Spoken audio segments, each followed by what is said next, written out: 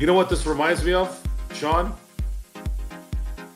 It reminds me of when I read Thomas Sowell books, how the facts are completely different than what we've been fed for a century. Nothing's changed. And we're back with another episode of the Lakers Fast Break podcast. It's Gerald Glassford coming right back at you here from Lakers Fast Break, Pop Culture Cosmos, where we cover the latest news and trends in pop culture each and every week, twice a week, wherever you get your podcast. Plus, also as well, go ahead and check us out today on Inside Sports Fantasy Football. We cover the latest news and trends in fantasy football each and every week, right there for you at Inside Sports Fantasy Football. Want to go ahead and mention as well that Joe Soro is around, and you know he's not happy, and he's letting everybody know at LakersBall.com. Go ahead and check out what he's doing today at LakersBall.com. That's Ox1947, and he owns a big company that you got to go ahead and support if you need a new lawn transformed into something much more magical than it is today. Go ahead and check out what they're doing today at Simblades with the Y.com. Our good friends, Jamie Sweet, Mr. Admiral Akbar, said it would be a trap at some point in time, and today was the trap indeed, and the Lakers fell into it. Hear what he has to say on his 5 Things articles, along with Laker Tom, the #1 Lakers blogger that's out there. Go ahead and catch them today at, of course, Lakerholics.com. Our good friends, Jamie Sweet, right there for you, but also as well, our good friends, Empire Jeff TV. Don't forget about Daniel Berry Sports Highlights, Lakers in 5, and John McCallion. Support those channels. And speaking of supporting the channels, we need all the help you can get, especially on a day like today. So go ahead and make sure you're subscribed or like us on Facebook. Follow us on Facebook, Twitter, Twitch, whatever. You go ahead and have your social media. We're probably right there for you. So go ahead and check us out today. But also on YouTube, please subscribe today to get the latest notifications on when we go live on the air, win or lose, with the latest Lakers Fast Break podcasts. I want to go ahead and make sure everybody knows we're back once again, hopefully looking forward to a much better weekend. But we talked about the 5 games that the Lakers had to go ahead and play where they were favored in each and every game. And the one game that looked like it might be a problem would be, would be the Kings coming in on a second night of a back-to-back against the Los Angeles Lakers. But we had hoped that the Lakers, coming off their best performance of the season, would follow suit. How much, worse can it be? How bad can they play coming off their best performance of the season just 24 hours later? Well, it got bad. It started bad, and it got worse. The Lakers were down immediately by 18 points. Got back to within 6 during the course of the game, but immediately in the third quarter, instead of getting a third quarter charge, they basically decided to act like they folded up their tent and went home as they got killed in the third quarter and were down in the 20s until a late surge made it kind of relatively close within about 6 points. Within about 9 points, and the Lakers, unfortunately, did not have enough to go ahead and overcome a huge deficit and absolutely looked terrible today for most of the game in a 125-110 defeat. In as far as 23 turnovers on the day, absolutely horrendous. LeBron James, 28 and 11 assists, 10 rebounds, triple-double for him. Anthony Davis, absolutely terrible today, although it looks like he was maybe favoring that hip where he had his hip spasm last week. 9 points, 9 rebounds, and 4 block shots. Not exactly the day that you were hoping for. Got burned quite frequently by Domantas Sabonis. 29 points, 16 rebounds, 7 assists for him. De'Aaron Fox and Kevin Huerter with 28 apiece, and the Lakers lose 125-110, despite a great shooting day by D'Angelo Russell, especially in the fourth quarter with 28 himself. Cam Reddish with 16, but not much to speak up after that. And here today to discuss today's terrible performance. Good man indeed. He is the madman from Toronto. He did get out of Toronto traffic to go ahead and talk about the Lakers' terrible defense today. And, just absolute terrible performance coming off their best of the year It is the Magic Man, Sean Grice. And Sean, great to have you here. I know Stone Hansen and Laker Nick, so grateful to have them part of our playback.tv/Lakers Fast Break coverage. But unfortunately, it was absolutely, it's just one team to the next. Jekyll and Hyde. We saw one team yesterday. We saw another team today. Yeah, yeah, it is, Gerald, but it's almost as if it's like the most polarizing of middling Jekyll and Hyde, up and down that you can get. They played their absolute peak best yesterday, and they followed that up by playing their peak worst. Like from one polar set to another. It was like, and that's why this team Night is, and day. and that's why this team is lukewarm. That's it. 6-6. You're 500. You're lukewarm at best. That's what you are. And I'm getting tired of it, Gerald. I'm getting tired of watching this giant turd just sitting in the punch bowl. No matter how nice the ballroom looks, no matter how much glitter comes from the ceiling, no matter how good the MC is, there's still that turd in the punch bowl that is Darvin Ham's in-game coaching. That's what it is. You want an image of Darvin Ham and his in-game coaching adjustments? It's a turd in the punch bowl. It was awful, and it's getting worse. And I'm pretty much out of Tums, Pepto Bismol. Haven't gone on to the hemorrhoid cream, but if this continues, I may have to actually invest in that. Preparation H. Yeah, because this is my ass hurts from watching crap. I think there's a lot of asses that are hurting right now after what's happened on here tonight. It Yeah, is the Lakers. Yeah. Go ahead, my friend. I know I'll it's just say, very frustrating. Absolutely. Can't say I blame you. Gerald, like a 34-point wipeout is one thing. This at home, like Joe said, where you lay a giant turd not only where you're living, but actually smothering yourself with it. That's essentially Joe is a very descriptive man, but he also has scruples. So he doesn't want to use certain 3-letter words to describe what he saw tonight. So he let me do it instead. And if you want to hear about it, please go back and listen to playback because we actually got into a nice tete-a-tete. And I often found that the most entertaining part of the evening was when Gerald pulled the, "Hey, Joe, I didn't hear no bell." That was more entertaining than the game. You know what? I'm not going to sit here and get on Joe's case again. Tonight was not a fun night Oh, to watch. Gerald, I got to give him credit. You were in your Rocky moment. That was But Tommy you know what? Morrison. I'm gonna give you and him and Nick and Stone all the credit in the world. You guys hung out for the entire time. I was watching from the Palms Buffet for the first 3 quarters, and Mhm. just it was absolutely terrible just to see the response.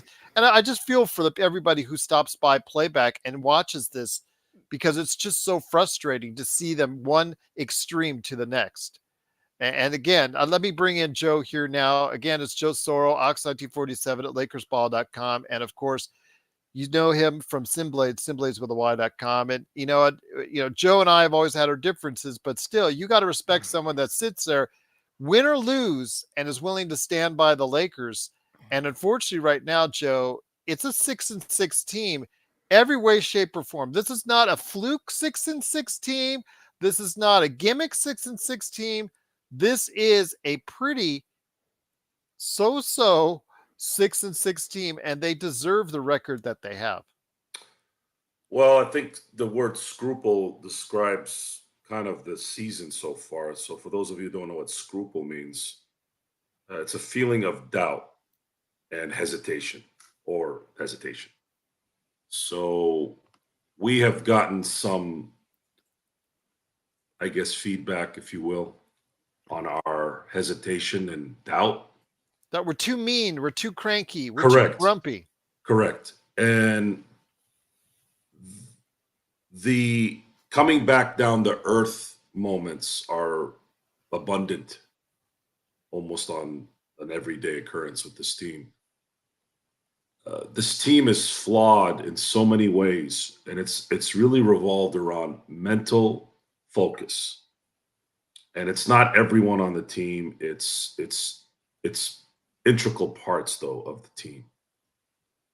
You have a skipper. For those of you who don't know what that means in basketball, I'm just saying it because I just want to. In Darvin Ham, who's incapable of, I guess, hitting the mark with this team either emotionally or functionally. And we allowed it, we kind of saw it last year. He improved as the season went on. But just like anything else, guys, other teams adjust. You have to constantly be adjusting the adjustment. That's what eventually makes someone good to great, or let's say unknown to good to great. Darvin Ham has two superstars on his team. When a coach can't coach an NBA team with two superstars, it's worse than someone who can't coach a mediocre team. Let's say Monty Williams in New Orleans. Wait, Monty Williams isn't in New Orleans, is he? Detroit. Sorry, Detroit. New Orleans. Sorry, Detroit. No, you Yeah, use well, you could use both. You could use both. Went from New Orleans to Phoenix to Detroit. use Willie Green too. Use Willie Green. Exactly, Joe. Go ahead. It's just not. This is a very difficult league to coach. I'm gonna be on some real here on the coaching issue in the NBA.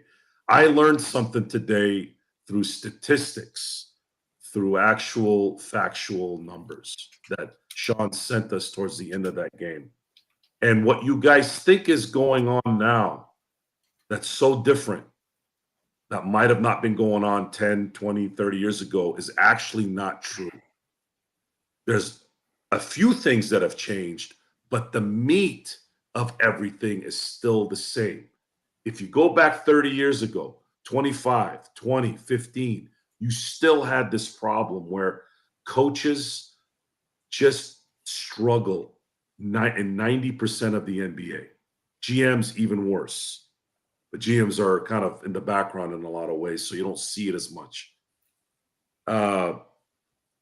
Statistics in the NBA, I would have sworn the possessions were high.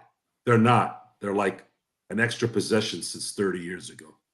Then you're wondering, how the hell are these guys throwing triple doubles left and right with basically the same possessions? Well, the skill sets are better. The skill sets, whatever, call it whatever you want. Bottom line is the NBA, if there's one league that really hasn't changed, really, in the meat of things, and especially in the coaching area, it's that. It's the fact that if you look back from 1990 to now, let's look at that for a second and kind of bear with me here for a second, okay? Chuck Daly, Phil Jackson, Rudy Tomjanovich, Greg Popovich. Those are your championship coaches in a 10-year span. 1, 2, 3, 4. Then you have Phil Jackson again to start the 2000 decade. And then you had Popovich. And then you had Larry Brown.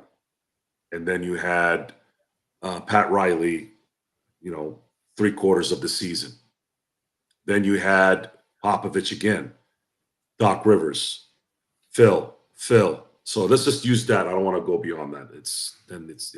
But in those 20 years, you had what, 7 coaches win championships in 20 years. And they're Joe, you know, the narrative it continues is that they try and use an outlier as go ahead. Well, that you're right. We do. We fall in love with the outlier. Oh, look, Nick Nurse and the Toronto Raptors, not understanding. And Nick Nurse, I like Nick Nurse as a coach. I really do.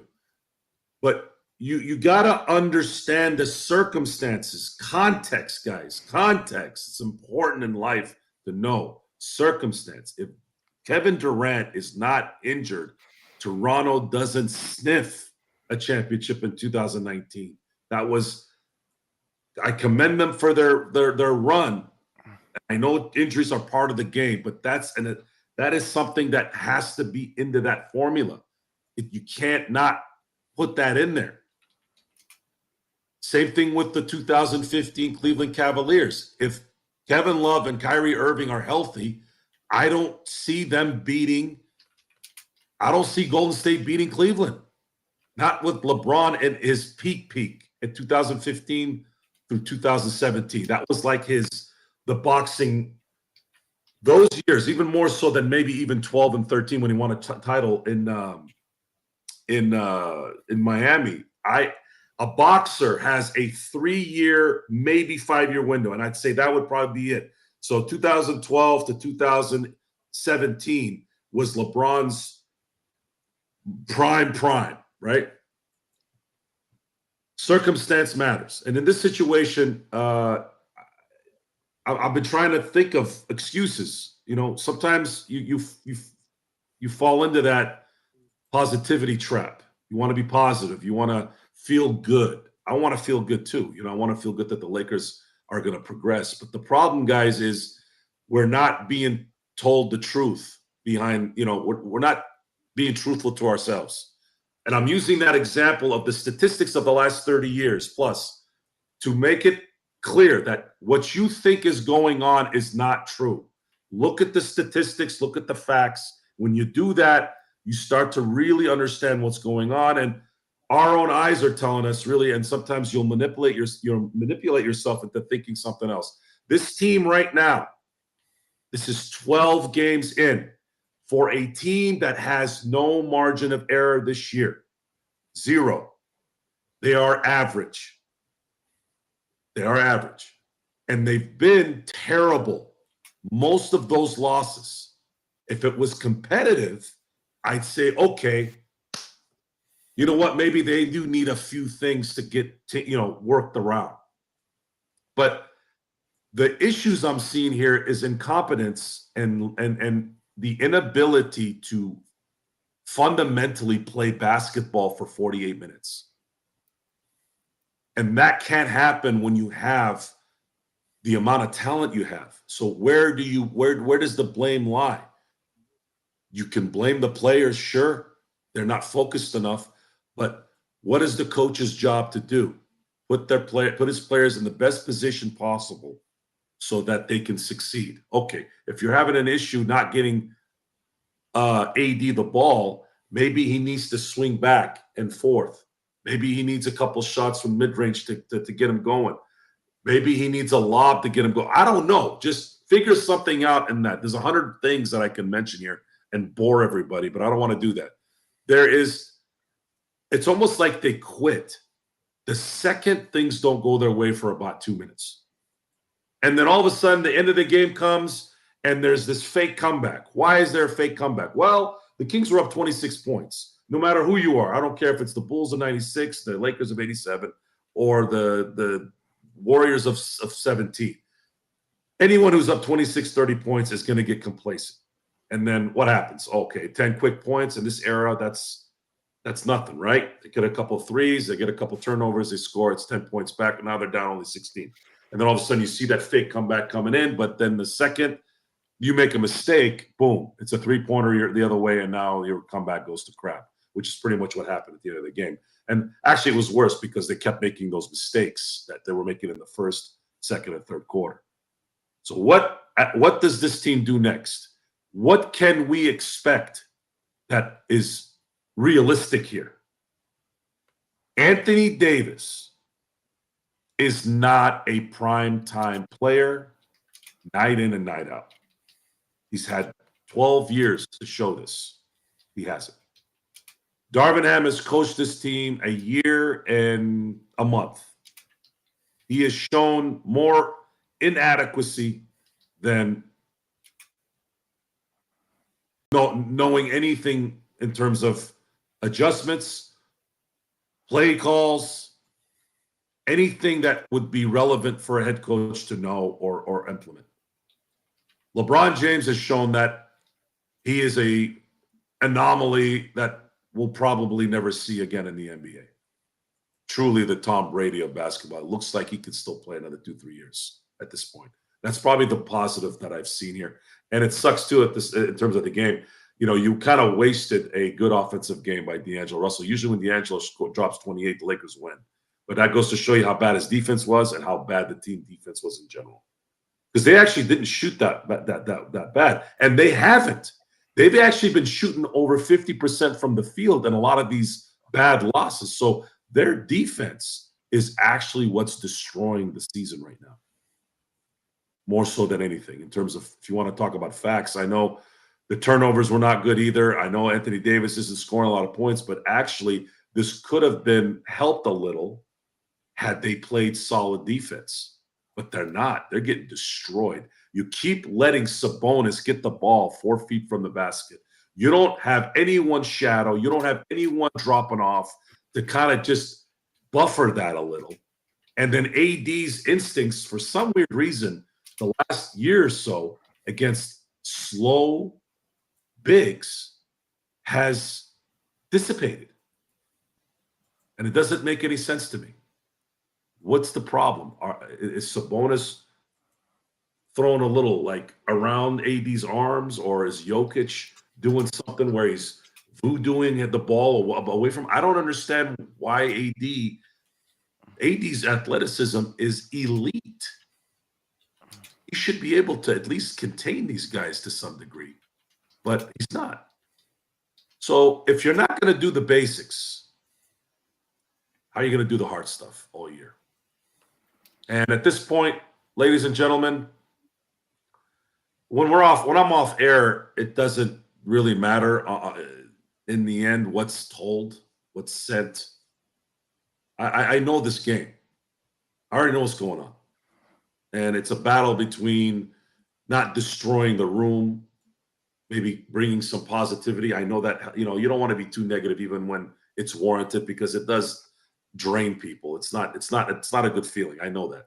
But at this point, guys, I'm going to have to see them play well to assume that they're actually going to win a championship this year, because at this point today at 10 p.m. Western Pacific Standard Time, this team is a C- team with no focus and no chance at going even deep in the playoffs this year. Once again, it is the Lakers fast break. The Lakers do unfortunately lose 125-110 in a game where really, let's be honest here, they were never really into it. And a mild comeback came up definitively short in the fourth quarter. Magic Man, obviously a lot of fingers are being pointed today at Anthony Davis. 9 points, looked listless, looked like his hip spasms. And I'm sure that, once the words come in as far as the press conferences and the locker room, what's going on, I'm sure that that nasty hip spasm will probably say it reared its ugly head again. That's what I'm guessing at this point in time. I'll know for sure here in a little bit on Twitter. But yeah, he got killed by Domantas Sabonis. That was pretty much, in essence, the game right there. Yeah, true. The backcourt for Sacramento totally dominated, our backcourt at times, although D'Angelo Russell did provide a lot late. Austin Reeves, coming off the bench, absolutely was a misfire today. He looked terrible as far as turnovers, just couldn't really get his rhythm going at all today. But yeah, overall, the Lakers just could not find any type of defensive rhythm at all. The movement on offense, you could see you could see the different coaching styles, Magic Man. Always constantly in flow, in movement on the offensive end for Sacramento. On the other end, we have to work hard on ISOs for literally almost every shot that they try on the Lakers side. It just seems like night and day between what is preached and coached on the Lakers side and what is preached and coached on the Sacramento side. And it definitely worked today for Sacramento. It looks like on one side of the rink someone's ice skating, Gerald, and then the other side of the rink it looks like people are walking through wet cement. That's kind of the analogy I got from what we saw tonight. Um, and a lot of it does have to do with coaching. And Gerald, the Sacramento Kings have superior assistant coaches to the Los Angeles Lakers. And not only that, I don't even think that if you did have a superior staff, that their ideas and their thoughts would get reflected to Darvin Ham, and he would take them under consideration, reflect upon them, and realize that he's wrong and the assistant coaches are right. Mike Brown has the luxury of having Jordy Fernandez as his head assistant, Gerald. Jordy Fernandez is likely to be one of the next head coaches in the NBA. This is the last year he's ever going to be under somebody else again as an assistant coach. Superior coaching makes a big difference. Joe was correct. At And every sure enough, level. Magic Man, At he did say after the game that his hip, Anthony Davis's hip, is bothering him a little bit. Of course, he would say that. It Of wasn't course. It wasn't bothering him yesterday when he barely. I don't even think he had 15 field goal attempts, Gerald. I think it was about 11, and he. So don't give me that bullshive, bullshive, bullshive. Anthony Davis, I could you bleep are. it, I didn't say it. but in Uh, case you do. yeah, he this is unacceptable. It's not inexcusable. It's unacceptable, man. It's unacceptable. You want to be defensive player of the year and you drop the dime tonight like that, and you're not even getting in guys' faces like Gerald. Kevin Herter hit 6 threes tonight. And I know people may not think that Kevin Herter and Trey Young are the very most lethal DHO dribble handoff shooters we have in the NBA, but they are. They don't reside in Northern California anymore. Well, actually, they do. It's just in a different part. Excuse me. Kevin Herter and Trey Young, they're the best. No, it's no longer Steph Curry and Klay Thompson. And you would think that the Lakers, again, did not read scouting report, Gerald. Torian Prince has locked in on Kevin Herter on the wing, Gerald. He gets ball faked by Malik Monk and realizes that he's just crapped his pants, Gerald, because he looks back and he sees Herter's wide open and he watches his three go in. And by the way, we were down 6 at that point. Now we're down 9. And as Joe elucidated during playback, the next possession, terrible 3-point attempt by Austin Reeves. Sacramento comes down, hits an easy bucket. They're up 11. The Lakers never led in this game, Gerald. It was a wire-to-wire victory for the Sacramento Kings. And while the Lakers lost by 15 points, it was worse than that. The score made it look a lot cleaner than what the game really was. It was a horseradish on a poop platter with I don't even know what you would drink with that. A sludge smoothie, but Something it like was that. just this is Gerald. We've Well, the talked. food I had today was better, I will say, than the poop in the punch bowl. We've talked. Yeah. Well, you know, it's irritating, Gerald, because I a can lot tell. of well, it's irritating for you as well. Gerald has a family. Gerald has a lovely family. I'm sure Gerald would rather spend time with his family than discussing this. However, we love this team so much that we've made a commitment to talk about this, even when it's this bad. That being said, it is long overdue, Gerald. This is like a waft that was kind of it's almost as if the air was cleansed for just a few seconds, Gerald, last year. Like somehow there was a forest fire and we got the water and kind of just stopped everything for a minute, but now the fire's back. It's burning up. And we're in the middle of it along with everybody else, and everybody's screaming fire, and Darvin Ham's like, hands in your pockets. You suck. You absolutely suck. And we suck as a result of it. And I'm tired of the injury excuses from this guy. You are 30 years old. You've been in this game a long time, man. Nut up. Nut up. Can we even see your underwear, Anthony? Do you even wear underwear? I wonder sometimes. I really do. Because most men, when they're in their panties, they get out of their panties and into somebody else's. But you seem to stay in yours. I'm tired of it. I'm tired of it.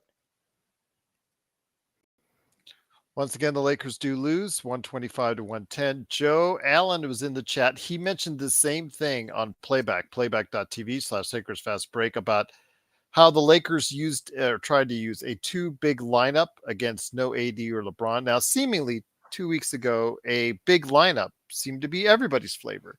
But now we're saying that if it does not include AD or LeBron, it's not something that we should go to. Now, we have limited options without AD or LeBron, and we actually have to utilize times where we don't have one or both of them on the floor. But it just seems like the rotations that Ham is using out there, if it does not include LeBron, it's just ineffective for even yesterday's game was seeming like a misnomer compared to what you've got for today. It just is not working. And people are going to throw, Vando, or oh my gosh, Vincent, him being out is the reason why. No, this team is a 6-6 team. The way that they're playing from man 1 to 15 is playing like a 500 team. And it starts with the coach that's putting those people out there.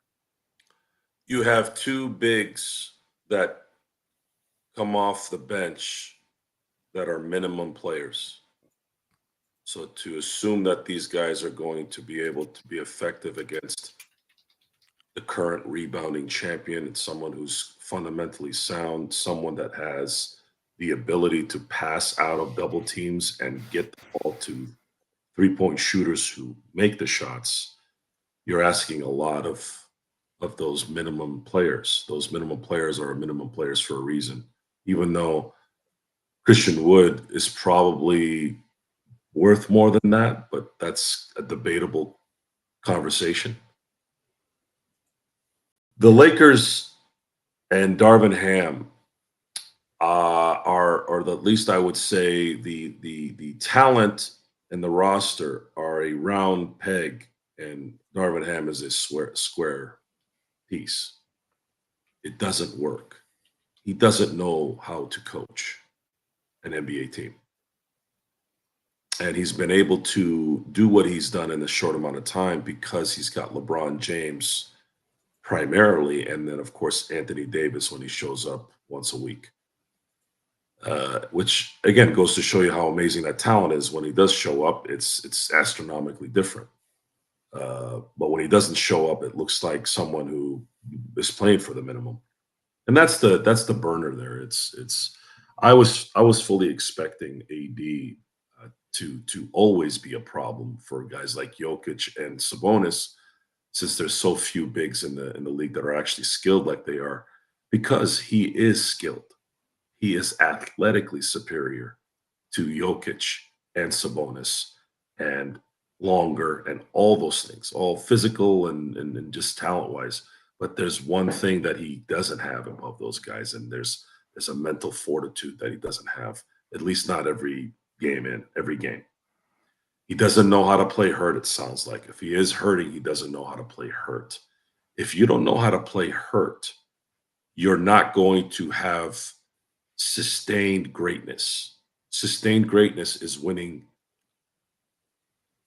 multiple times. You don't have the stuff. You don't have the stuff. Anyone can win once. It happens all the time. Anyone can win once. But when you have talent like AD, you're not supposed to win once. There are exceptions. I'll use Dirk Nowitzki as an exception. Dirk Nowitzki had the terrible luck of playing in an era of Michael Jordan, Shaquille O'Neal, Kobe, and Tim Duncan. Sometimes that's how it plays out. You know, we look at the guys in the 80s like Alex English and Rolando Blackman and those guys. Those guys don't even be considered anything close to great players when they were phenomenal. But they ran into Magic and Bird and Dr. J and Isaiah, who were just not fair players for those guys. It was just legendary attrition, Joe. And you know, again, I don't feel there's any team in the league the last few years that is of greatness. So this would be your time to show your skills and really, really put a stamp on your era. Like the LeBron AD era will have accomplished what we wanted them to accomplish once, but they should have at least two, and really should have had three. Should have three.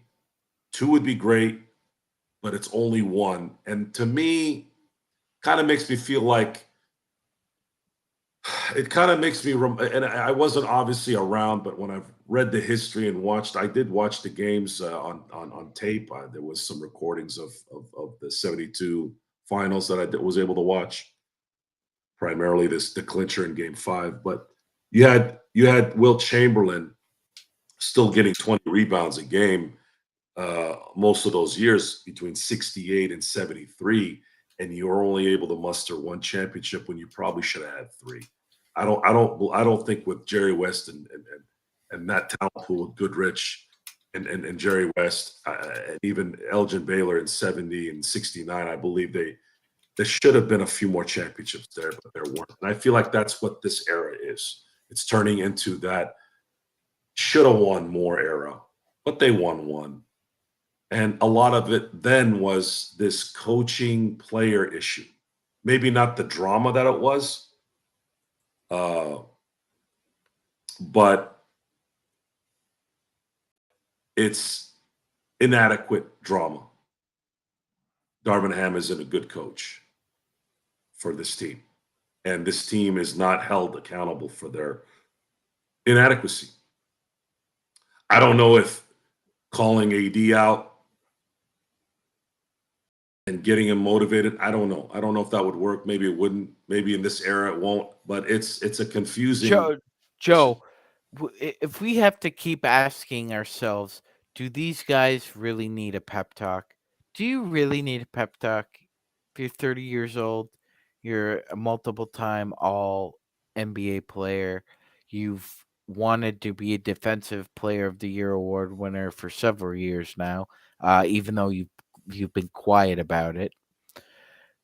Do you really need a pep talk? Why do I need to give you a pep? You're a goddamn adult, and you've been tasked with being given a job. You got a job description. You get well compensated. Why do I have to give you a pep talk? Tonight was a confusing evening in so many respects. There were geriatric commercials at 8:00 at night, and I'm sitting there going, "Who did their homework and their marketing analysis on who is actually watching this?" I'm 45. I don't need a fake Stairmaster that I'm sitting down using, or what was the other one? Some kind of foot cream or whatever. I'm Don't going. forget all the drug commercials that they show, and they showcase. I was confused. Tonight was confusing in so many ways. Even the breaks were confusing. It's this constant reminder of no one really doing anything, and those who are doing everything are doing things that don't make sense. So what are these guys actually doing when the game isn't going on? Are they really prepared? Are they doing their homework? Do they care? Maybe that's the one thing that has changed. Maybe possessions haven't changed. Maybe scoring hasn't changed the last 30 years. But one thing that I think has changed is we're not around competency. We're not around people who actually have conviction in doing what they're doing. And which is crazy because there's more complaining now about not getting what you want than ever before. When in fact, everything I see is people are being enabled for doing nothing all the time. And those who aren't are complaining enough to get what they want because of litigation or some kind of social advantage on how you can get what you want, things like that. So it's a very weird, it was a weird night. I did not come into this game thinking we were going to get destroyed from opening tip to the end. I thought the Lakers were going to, they were 5-0 at home. And they were riding some momentum here. They had won 3 in a row. They had a chance to really separate themselves from being average and maybe even going on a little streak here where maybe by this time next week they'd be 10-5. But you know what that was, guys? That wasn't really me saying that. That was me trying to stay positive because I'm trying not to destroy the room every day. And yeah, that sometimes we fall into that. But it's not the truth. It's not reality. I hate to have to say this every show, but this is not the reality. This team at this point, guys, is an average team. If they continue to play like this, I think what's going to happen is they're going to win about 45 to 47 games. And maybe if they have the right draw in the first round, win in the first round, and then get smoked in the second round. I think that's what they're destined to do. And the reason why they would make it into the second round is because you still have LeBron James. LeBron James, if there's any positiveness in this thing, is LeBron James continues to defy all of science when it comes to basketball longevity. He is a superstar that I don't believe will be seen again at this capacity in terms of longevity, in terms of the physical part of his game, his focus on continually wanting to play and be great. That's the one positive that you can see. I didn't see it as much when he was in Miami and Cleveland. It's difficult because we're Laker fans. We're watching Laker games. We're not watching all the Cleveland games or Miami. But LeBron James has shown in his Laker career that he is one of the greats. And you have an argument of him being the greatest of all time, even though I don't agree with it. You have that argument. And he continues to prove it. And that's my positive in this. My positive is that, man, things could have been much worse the last 5 years. We had LeBron James choose to come to LA. He's helped us win a championship. And there's been some really, really good games that we've watched because he's here. Imagine if he wasn't. Believe me, we all were there between 14 and 17. It was absolutely dreadful watching basketball. Once again, it is the Lakers. They do lose 125 to 110. Sean, I mean, we're going to get called out on it again. We're too negative. I don't think we will this time. We're I think we will. Too grumpy. We're too this, we're too that. We just call it like we see it. If they stink, they stink. If we praise, last night we praised them. We absolutely threw so many flowers at them. But the only thing we did with the caveat, Joe, was that, man, I hope they don't follow it up with a turd the next night. And sure enough, they did. That's the sign of an inconsistent team.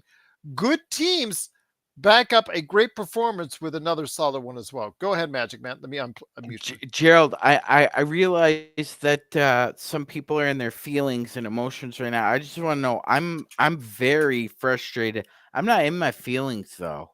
I'm just tired of seeing the same movie over and over again. And here's something interesting for you, Gerald.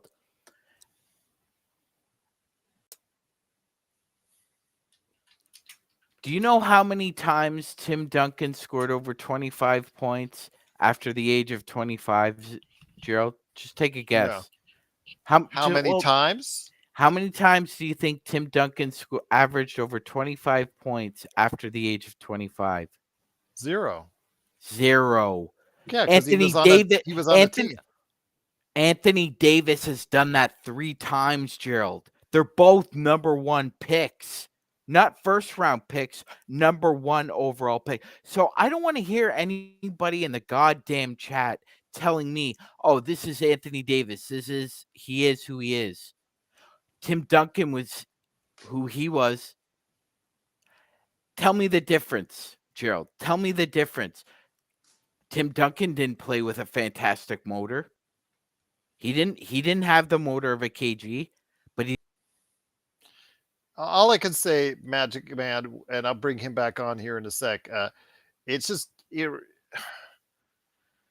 he's getting frustrated. Got you back, man. But I can understand your frustration. But you know what? Rodell is saying, oh, is it Ham's fault every time we lose and LeBron's reason every time we win? No, it's not. But LeBron scored a triple-double today, and they still lost. Prince is out there, and I know he's been a target of a lot of people in the chat. Minus 24, absolutely somewhere where they need to go ahead and make a change. But where do they make it with somebody that's going to come in and do a better job? Right now, they don't have that option. Vando, if a part of an assembly line is not working, guess what, Gerald? Ford, Nissan, Mercedes, they're not going to be able to get that new car out to you in time, are they? No. So it's part of everybody's goddamn job description to do your job. Do your job. He is who he is. Bullshit. Bull fucking shit. This is a guy who was the premier college player. He helped his university win a championship. They've done dick since he's left. And he came to a woebegone team and he willed them into the playoffs, which is something that you look for with bigs more than guards. There are certain bigs who never elevated their team. Kevin Love. A lot of you out there love pointing to Kevin Love. Kevin Love didn't take the Minnesota Timberwolves to a playoff spot. Gerald, do you know what the highest place the Minnesota Timberwolves ever finished with Kevin Love? 10th. So, all you misers out there, you want to just do this. Anthony Davis is who he is. No, he was drafted number one overall for a reason, because he was considered a transformational player. And it's 11 years later and he's regressing. It's not, he is who he is. He's regressing. He used to be unbelievable. And now he decides to take games off.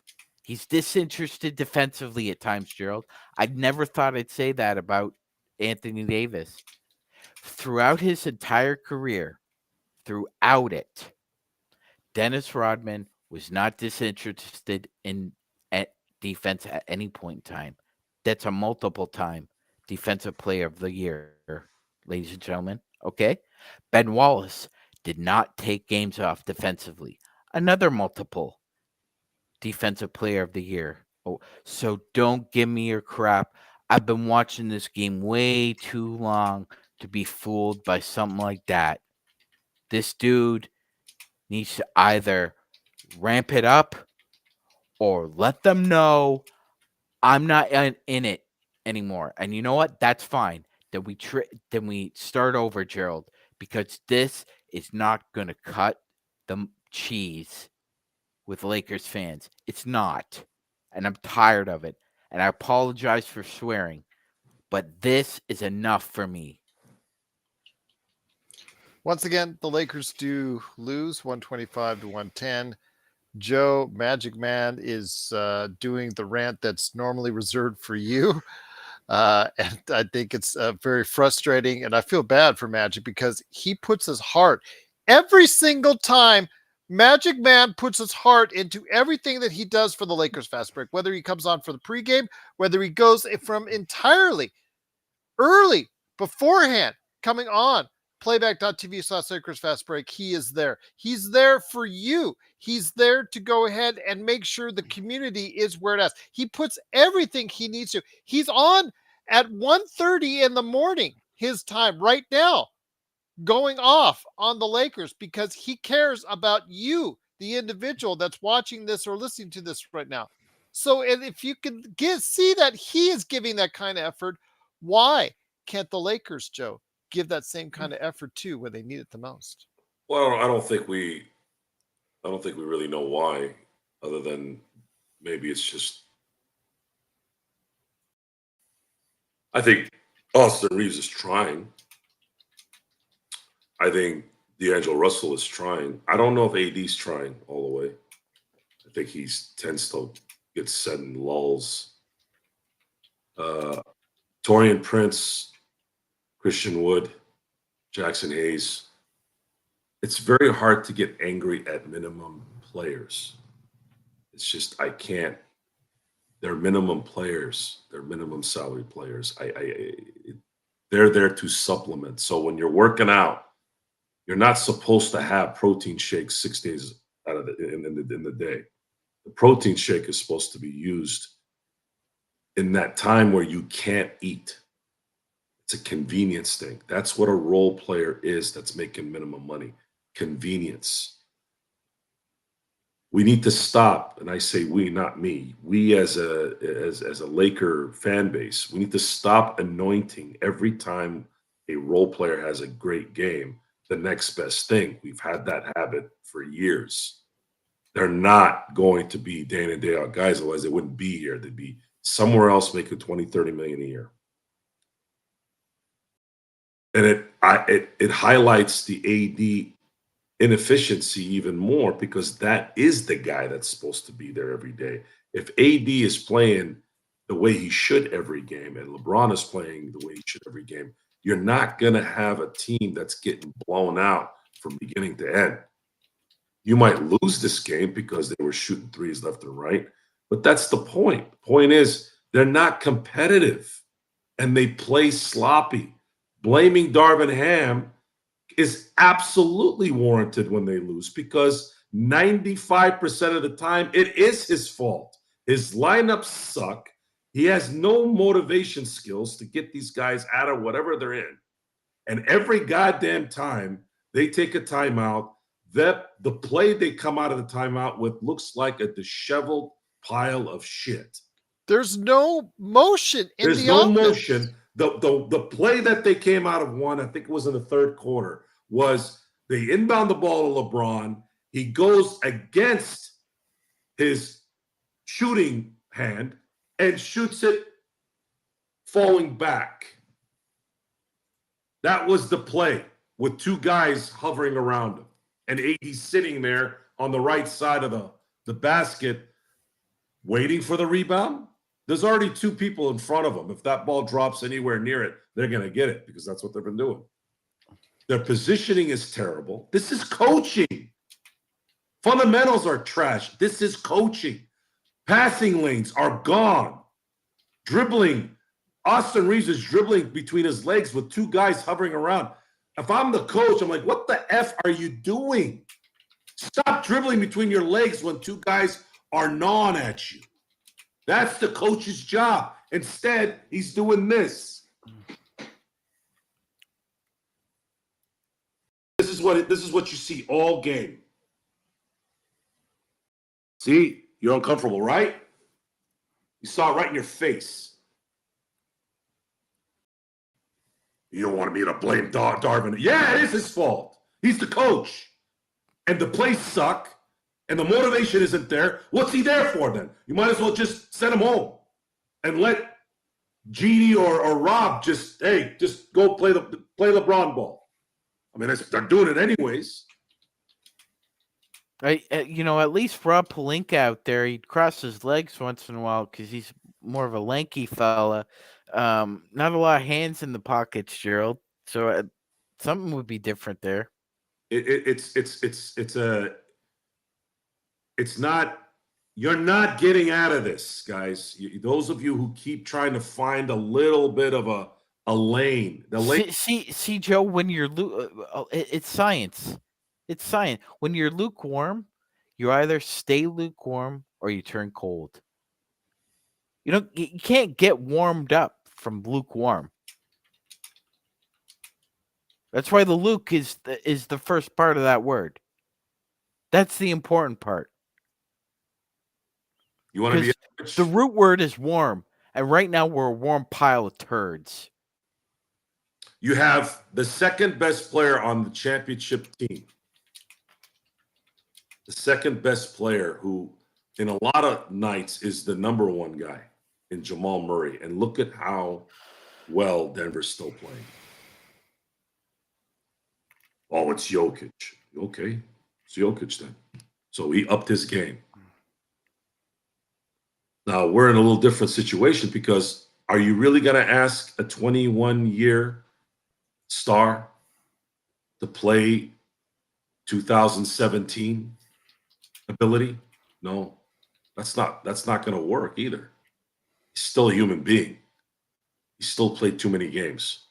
He's supposed to be coasting right now with AD leading the way and the other guys playing the right way. But the coaching and the setup and the scheme is not working. This guy does not know what he's doing. And there's no solution, which is where the frustration lies. There is no one out there that could come in and change it. So we're going to have to ride this through the year, and I don't even know what they're going to do next year, honestly. But guys, this is we said this way since the draft night. This is the Lakers are not winning a championship beyond this year with the AD LeBron era team. This was the last chance right here, and things have to be perfect. It can't be going in there with only 45 wins and being a 6 seed or a 7 seed. If that happens, they're done in the second round at best. They needed to be a top 4 team. They needed home court. They needed to not get killed at the beginning of that playoff run. And if they turn out to be what they were last year, yeah, it's toast. Well, they're gonna have to figure. I don't know what they're gonna do. I really don't know. I think they're thinking they want to keep. The Lakers always love keeping the stars, and we're gonna have to just sit here and kind of be stuck in maybe a little bit higher purgatory than normal, because purgatory typically in the NBA is that 500 team that makes the 8th seed, and they don't get better because of it. You have to either be crap and get a high draft pick, which is difficult to do. Even then, especially the draft picks the last few years have been, less stellar in terms of being true number ones. I know Anthony Edwards, everybody's on his jock every other week. One week he looks like a star, the other week he's pulling the Anthony Davis card. Yeah. Now, right?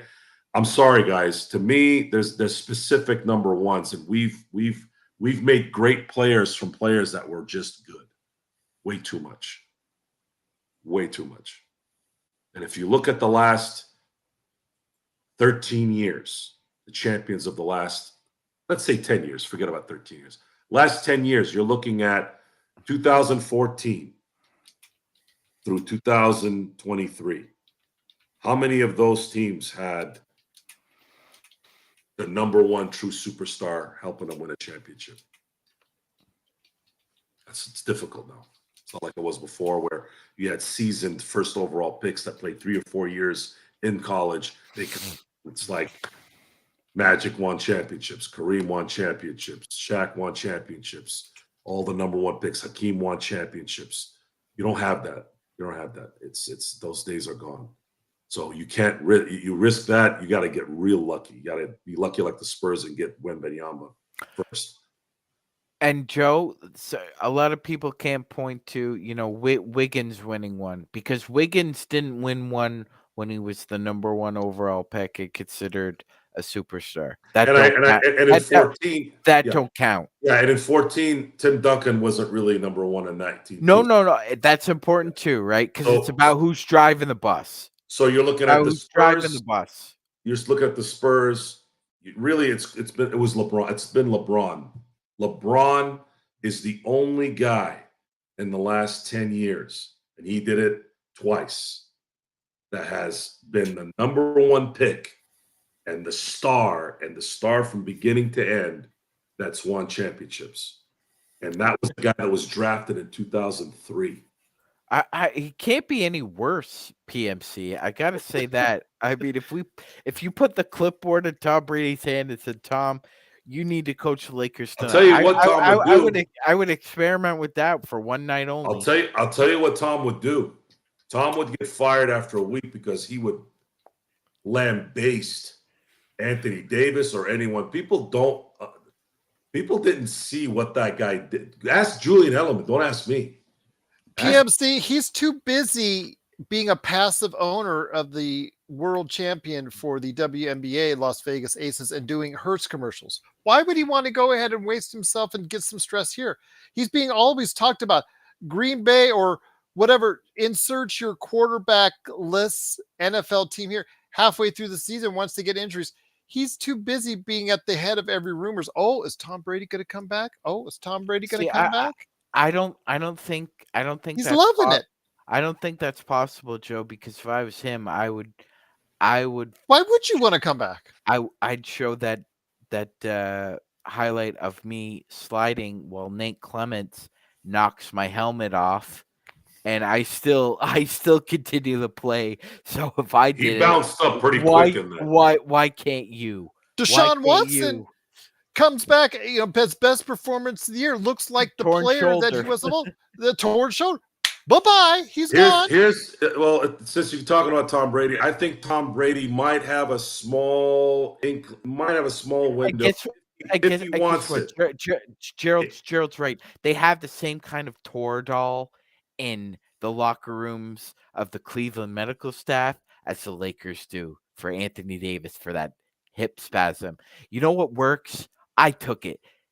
Get some cortisone. You feel a lot better, and you'll play a lot better. I'll tell you this: if you don't psych yourself out of the game. Cortisone is very bad for you if you take it too much. But my God, the first and last when time, it works, Joe, it works. Imagine the first time I took it, I was like, "Wow!" Imagine. Here's what it felt like.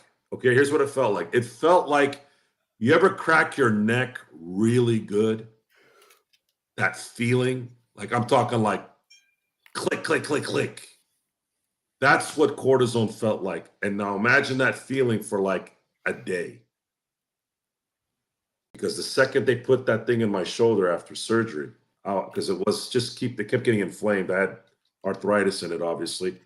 But I kept telling the doc, I'm like, Doc, it just feels uncomfortable. It's not arthritis. He goes, all right, I'm going to reduce the inflammation and then it might help you out in, healing quicker. Man, he put that sucker in there. And I was like, and the doctor did these labrum surgeries like twice a week. The guy was, God knows how much he was making every week doing that. He was one of those monotone guys. I loved them. I'm like, Doc, why the hell did I wait a year to do this? And he started laughing. So I'm like, got him finally. After being monotone and not, I think he saw, because I did one of these where I just kind of like, Doc, what did we wait for? I felt it the same way when it went in my elbow.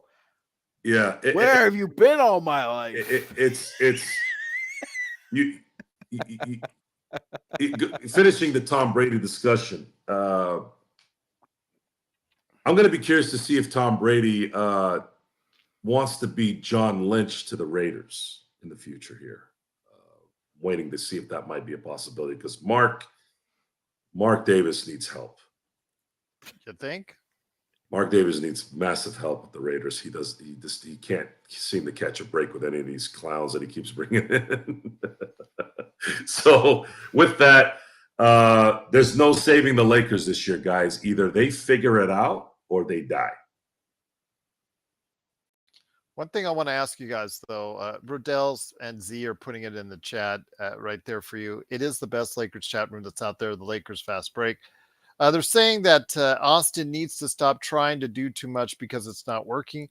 But then we go off on Austin if he does something else, or if he doesn't do enough of something, or doesn't play enough defense, or if he doesn't, move his feet more. And it's just the 23 turnovers, Magic Man. That's a killer. That's to start all of your problems. If you look at the box score, that's where I start. Is the 23 turnovers. Just seems to me it's careless. Yeah, I know it's a back-to-back, and you're going to have usually tendency to be a little bit more careless with the ball because you're tired. You're a little bit more fatigued playing on a back-to-back. But the Lakers came off a very easy victory last night. And in doing so, you should have picked up some good habits, which you should have transferred over within the 24-hour span. You're still feeling good. You're still feeling energized. You remember in your brain exactly what you did to be successful. Yeah, you probably did. It's a different team, but this is not a defensive stopper team in the Sacramento Kings. This is a team that you have the size advantage on, and you have just as good ability from the outside as those players. De'Aaron's a little bit better than the guards that we have, but then again, you have LeBron that should be able to go ahead and kill it, and AD that should be able to dominate Domantas Sabonis on the inside. But that didn't happen. And where I'd look and where I'd start to go ahead and say where's the problem is the carelessness that the Lakers had in 23 turnovers. I think a lot of that had to do with maybe some complacency because of how well they played yesterday.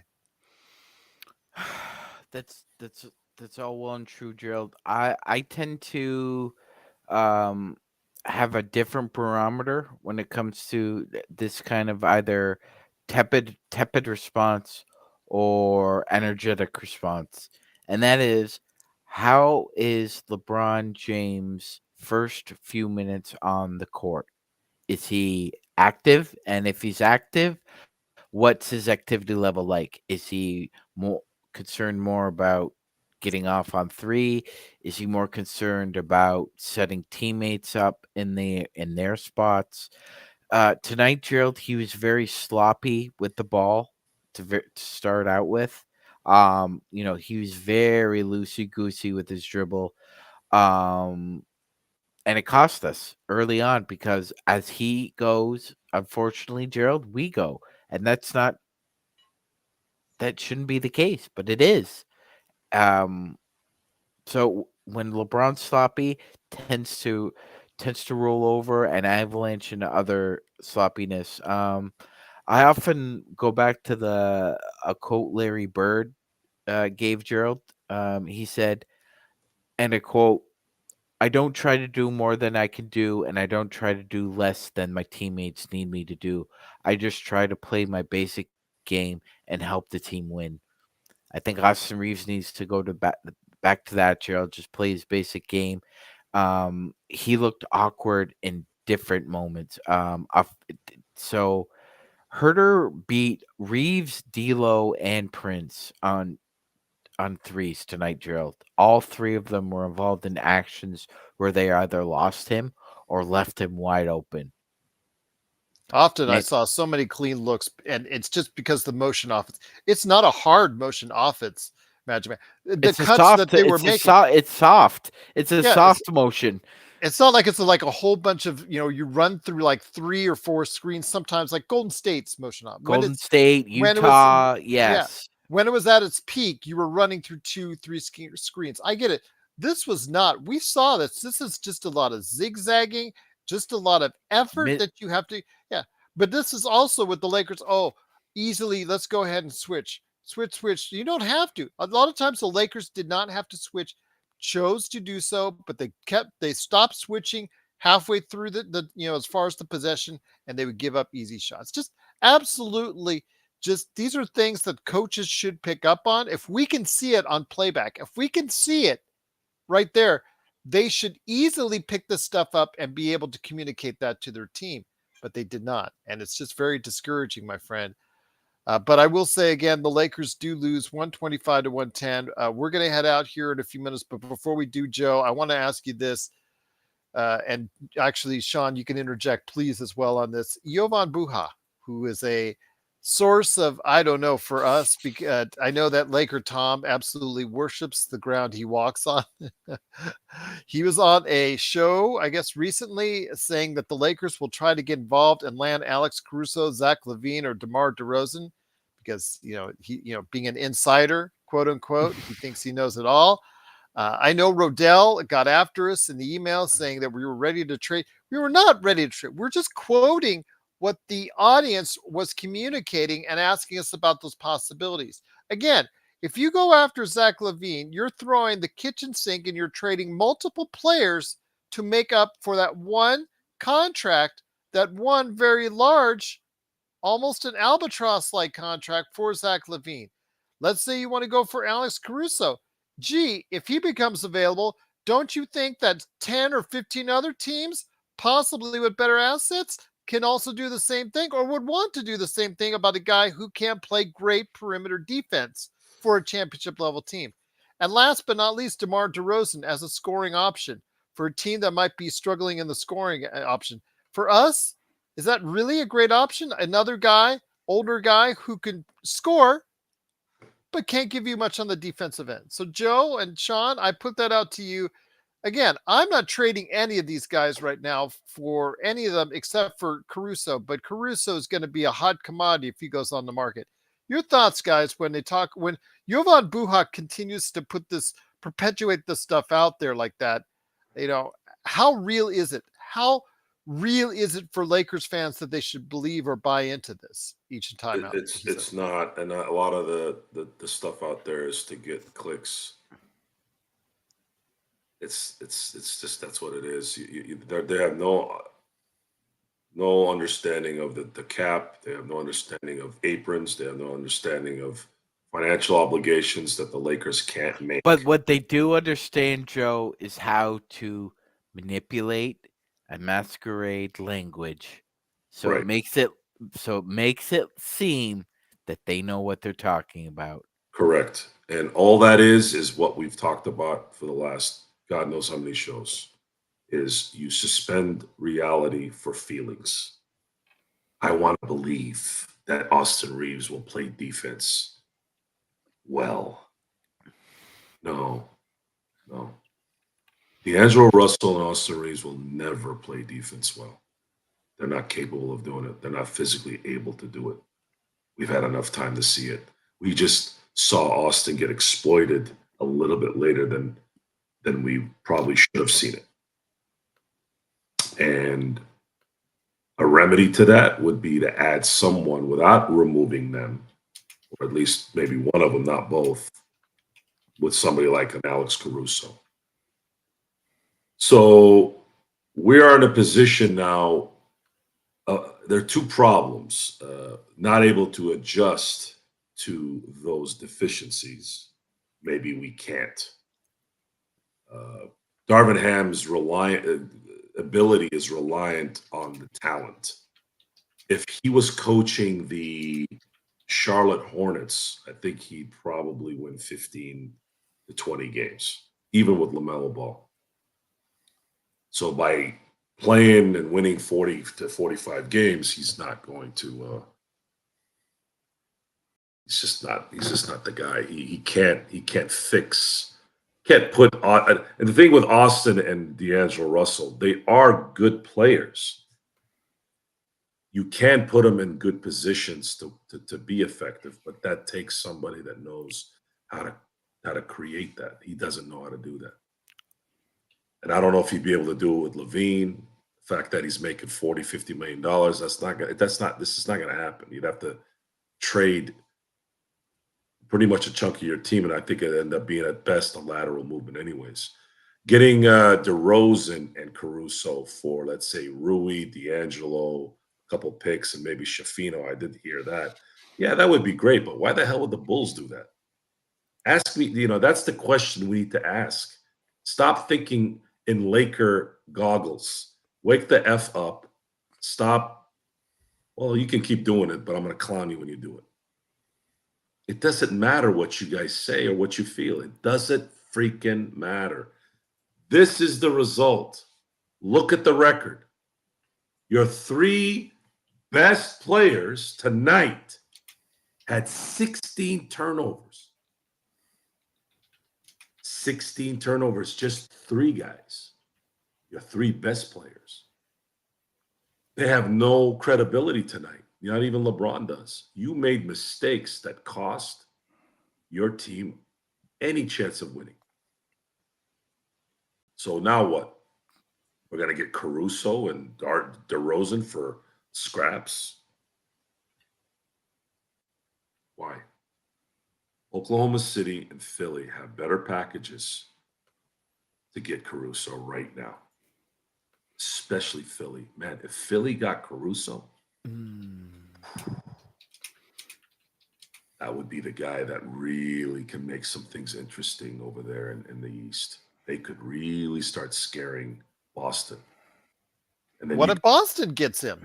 They can offer some. Boston gets him, I will guarantee you they're going to the finals. And you better hope Denver's healthy. Otherwise, the Celtics are winning 18. I'm basing it off health. If Porzingis is healthy, and Jaylen Brown and Tatum have obviously shown that they can stay healthy deep in the playoffs. If Porzingis is healthy and they're able to bring Caruso on top of that, ooh, now things are going to get scary for the Lakers. Shams almost makes it sound like Chicago's basically competing against themselves for the services of Zach LaVine, Gerald, because I think once you attach his name, if you want Alex Caruso or Io, I think that's when a lot of conversations end, because ultimately I think the what Joe's asking is, so what's the rub for the Bulls to make that kind of deal, to make that kind of sweetheart deal, based on what? They're an organization as well. They're 30 club members, and they all have to find a way to get along, Gerald. They also have to find a way to commensurate assets to other assets. And right now, Gerald, Caruso is a really, really, really tasty on the menu. But if you had to include Zach LaVine, would you take it, Gerald? Would you eat at the restaurant if you got Alex Caruso, but you had to take Zach LaVine? No. Joe? You're shaking your head no, so I'm thinking that's instinctually a no. Well, the thing is, though, Magic Man, the Lakers really couldn't do that until AD comes of it. And I heard That's actually right. AD does become eligible this year on February the 6th. So he does Yes. sneak in. It's Vando, the only one It's Vando that Vando's he the can't be only one traded. you Yeah. cannot trade this year. AD does come in because of when he signed his Signed it. extension, Yes. comes in under the cut line. So he It was comes in before the trade deadline. That's right. Yeah. Yes. So yeah. if just by contracts, if you were to trade for LaVine and for Caruso in the same package, guess what you would need in order to trade for it? Anthony Davis. So if you're willing to go ahead and trade Anthony Davis, however upset we are, there you go. That's what you get. So you literally would ship out your second best player for a substandard package. So no. And No. Chicago's going to ask for picks. Chicago needs to rebuild. So Chicago, any trade, Chicago is going to need any type of rebuilding, and that's going to include absolutely, Gerald. And this is what people talk about when they say pilfering the hen house. That's what Chicago wants to do to a team. They want to pilfer their hen house, and they see a sucker, obviously one of Philly, Miami, or the Lakers. That being said, I'm with my esteemed panelists. If I'm out at a restaurant and they say, you know what, we know you like Alex Caruso, so we'll put him on the menu for you. But you also have to take Zach LaVine. Nope, not gonna eat there. Not gonna eat there. No, thank you. Take my business elsewhere. That being said, Gerald, it's what you said. That they have to see this out for the next 15 to 20 games, because that's what we keep reading. Ham keeps talking about health. LeBron keeps talking about cohesion and health. We saw this last year, didn't we, Gerald? It's just wait till we're healthy. But Just, the optimists, wait. God bless them. They're in our chat now, and God bless you for thinking so positive. Say 6-6, and like those red pill, it's way better than last season's 2-10, Joe. Way better than last season's 2-10, Magic Man. I mean, should we be so panicky? Should we be so grumpy? Should we be so, standoffish when it comes to the Lakers? The problem is the eyes. The eye test tells you that this team on an everyday basis cannot compete with the best in the NBA. Right now, there are many more teams. More than one hand can tell you right now. There are more than one hand. There are teams out there that are playing much better than the Lakers on a consistent basis. So that's why I'm concerned. Joe, should we be so concerned because the Lakers are playing much better than they did this time last season? Or I don't know if they're playing much better, but their record is certainly much better. Should we be concerned? I think so, personally. I mean, because you don't know which team you're going to get from one game to the next. I'm not going on a rant at the end of the night. Okay. Yeah. I'm just saying that you don't know which team you're going to get from one game to the next. And if that's the case, there still should be concerns with you guys out there in your minds right now, because yes, it is better than 2-10, much better than 2-10 statistically, Magic Man. It's just, I just cannot see this team being at the same level of reaching a Western Conference Finals with the inconsistent style of play, the inconsistent style of coaching, the inconsistent plays that are run on an every game basis. Well, if we played all of our games against Memphis, it'll look great, but unfortunately, you can't run your whole season against games you play against Memphis. No, Gerald, you can't. Again, just because something happened last year doesn't mean it's going to roll over and translate into it happening again. That's not necessarily what's going to happen. Golden State can't seem to win at home, Gerald. Last year they couldn't seem to lose at home in the regular season. So just because so George Orwell has a great couple lines in 1984, Gerald. Those who control the past control the present. Those who control the future control the past. Those who control the present control the future. The Lakers are in control of their own destiny at this point. I don't want to hear about the injuries. Gabe Vincent and Jared Vanderbilt are role players. They are not significant in whether or not the Lakers are a consistent championship contender. They help, but they're not significant. Every significant part of the Lakers is underperforming, Gerald, and they're underwhelming while they do it. Intel asked, how do I see it through 12 games? Well, I don't think Parcells said it. You are what your record says you are. We're 6-6.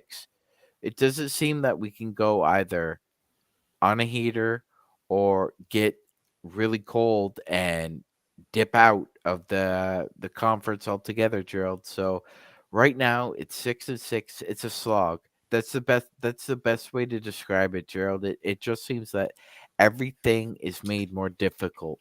Offensive possessions, defensive possessions, offensive rebounding. I mean, for God's sakes, there was a possession in this game that illustrated our fucking problem to a T. De'Aaron Fox is standing at the free throw line, getting ready for his second free throw. Gerald, watch the replay. He looks out of the corner of his eye to see if anybody's crashing as the shot goes up. Nobody's crashing the board, Gerald. So he snatches the rebound in between Anthony Davis and Christian Wood. It was disgusting.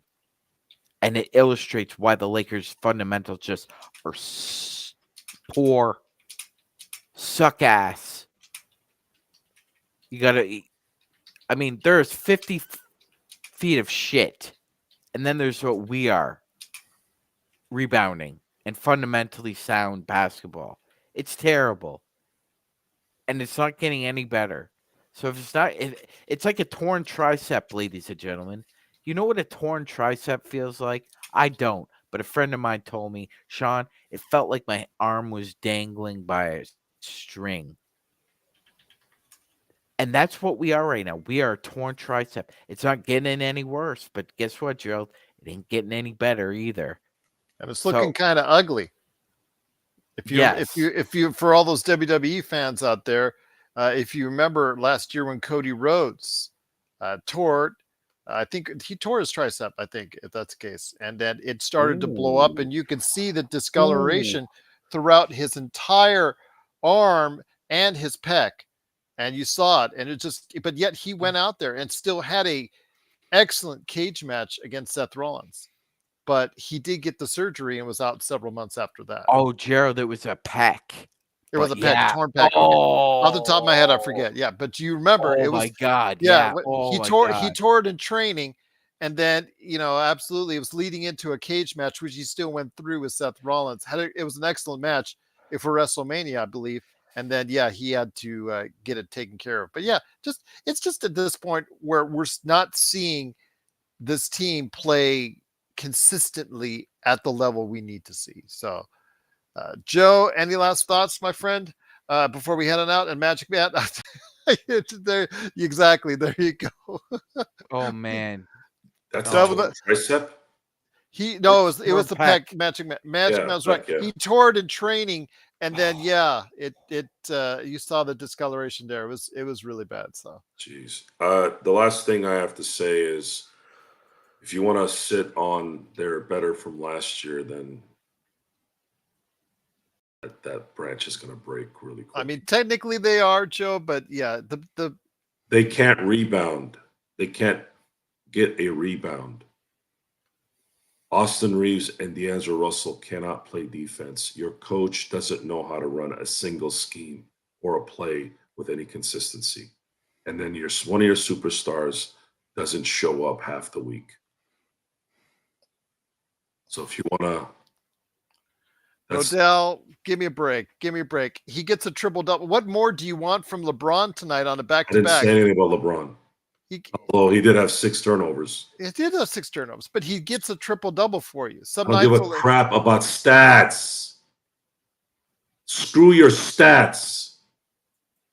It's about the freaking record and the championship. I don't give a shit about triple doubles. Any Yahoo in the NBA can get a triple-double now. Okay? It's about winning freaking games, not getting blown out at home, wire to wire. You got clowned again tonight. Sick of watching them get clowned. If you're competing and you're losing, there's a difference.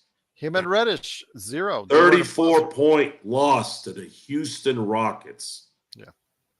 You get spanked by the Kings at home when you had momentum coming into it. Your guys didn't even play half the game last night. Don't give me that excuse. You guys all sat on your ass most of the time. You guys are not focused. They're not focused. Your coach is inadequate. And you have 2 starters that can't play defense. Just stop. How's that going to get solved? You tell me.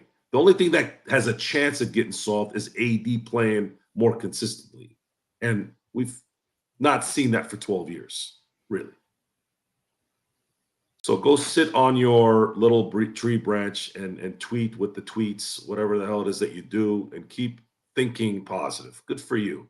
I hope it works for you. I don't do that. I don't really give a two craps about positive, negative. I'm about what it's about. And what it's about right now is your team is 6-6. They're average, and you have 2 players on that team that are going to start in the All-Star game. 2, not 1. How many guys play at a time? 5. 2. 15% of the season is over as of tonight. 15% of the season is over.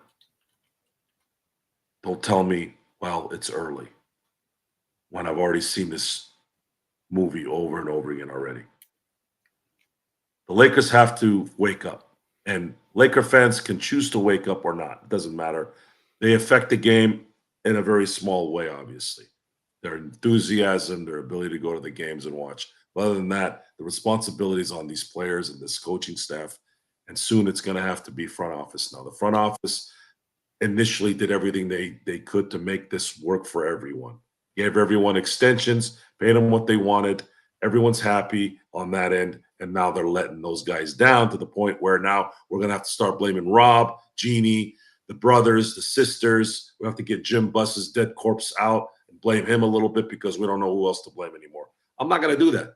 I'm not going to do it. Darvin Ham sucks. Well, they picked him. You're right, but he sucks. He sucks now. So, and we have no solution. Can he fix it? I don't know. Probably not. AD? I don't know. Probably not. Reeves and D'Angelo, they are not playing defense. They will never play defense that's going to be needed to win. There has to be another way. Either they get out, put someone in that can, or you're going to have to figure out who to move to get those guys. If you have any shot at trying to look, yeah, this isn't whistling past the graveyard. That's not what's going on here. What this is hands in his pockets, walking down the beach and seeing a dead whale and not being able to move it, Gerald. That's our 6-6 team. It's a dead whale now. And Well, by if they go through over 3-0, if a beached when you leave the beached whale on that beach long enough, the gases are going to form and eventually pop. And if you've ever seen it, go on YouTube, put whale blowing up. That is what is in store for the Lakers right now. That's what we see, Joe. That's what we see. He's not in a graveyard. He's walking down the beach with a dead whale. We'll see. We'll be for the ride.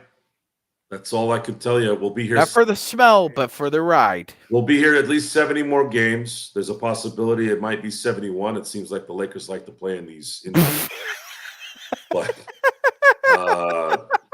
yeah. You know why? Because I said that they shouldn't play in an extra game for LeBron. So we're going to do it. Yeah, it'll be an extra 2 games. Yeah. Well, now, doesn't one count as a regular season game? Yes, it does, Gerald. But the stats don't. Somehow the stats from the championship rounds vanish. They just vanish. Yeah. Those stats vanish in the championship round. They don't exist anymore. They only exist in the in-season tournament. Just a wonderful, wonderful product from the slippery ass courts that they have. That seem to be something from that.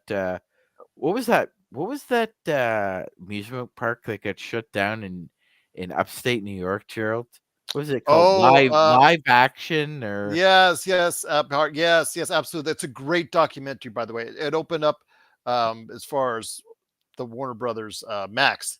Yeah, Class Action Park. They called it. Yeah, that's the class action lawsuits. All that's why it was. It's I know. It seems like these on court is a slip and slide, Gerald. Absolutely great documentary. Highly recommended if you can find it on Max. Class Action Park. It was one of the first things that was actually on that Max service. But before we go, Jordan Brown says, "Yep, you guys were saying that they didn't have a chance last year for the playoffs last year, or they'd be lucky to make it after 2-10." Well, doesn't conventional wisdom normally tell you that? But that's okay. But they made it to the conference finals. Could we foresee Rob Pelinka changing and making all those trades to put them in a position to do that? You didn't, Jordan. and neither did we. So nor could we see that far down the road. We saw 2-10. We saw a team that was absolutely terrible. We saw a team with Russell Westbrook that had no cohesion. And wouldn't you know, they got rid of Russell Westbrook. They got rid of Patrick Beverley. They got rid of the players that just really weren't a good mix. Brought some players who did, at that time, provide a good mix, and they played and gelled well all at the same time, and it clicked almost all the way to an NBA Finals. But now these players that we've made happy, we've gotten them extensions, we've gotten them contracts. They're not playing to the level that they did cohesively together last year. So please, when we see this as a 6-16, we see this how it really is, not how you want to shape it out or not how you want it to be. We see it how it is right now in the moment. We don't want to go ahead and predict what's going to happen down the line. If the Lakers do not play consistently well, we're going to tell you. We're not going to paint this rosy picture for you if that's what you want. If that's what you want, go over to Lakers Nation, because they paint the rosiest pictures this side of the hemisphere, if that's what you want. But that's not the truth. We tell you they suck, we tell you they suck. We tell you they're great, we tell you they're great. We tell you how it is here at the Lakers Fast Break, and that's what we do. Okay? Right now, they are who they are as a 6-16. One day they're good, one day they're bad. They win 3 in a row, they can lose 3 in a row. Who knows? Now, if the Lakers play and beat all the rest of the teams I was talking about, like I mentioned, and they go 4-1, which I had said that they would, most likely is what I was thinking, 4-1, with the trap game here, then the Lakers are 9-6. And then things are looking a little bit better. And if they can go 13-8, or if they can go 14-9, if they can go 20-11, then things will look a bit better. But right now, they're a 500 team and they're playing like it. Guys, any thoughts to add on before we head on out? They're 500 team. They're playing like it. Like I said, we're going to be here 70 more games at least. We'll see. I'm not gonna comment and get all hopey. I'm done with that. Look, there were three Laker teams last year, Gerald. Just be fundamentally sound about this. There were 3 different Laker teams. There was a 2-10 team. Then there was a team that went 23-21 after that, and then there was a team that went 18-7 and had a great run and got swept in the Western Conference Finals. The collection of players from that team, from the second half, the 23-21 part, and the 18-7 part, are still there. They're still there. So that group that went 41-30 over the last 71 games still remains. They're 6-6, Gerald. This is a team that's playing like the second version of the Lakers last year. They're 500. Same team that went 18-7 is now 500. Do you think things are getting better?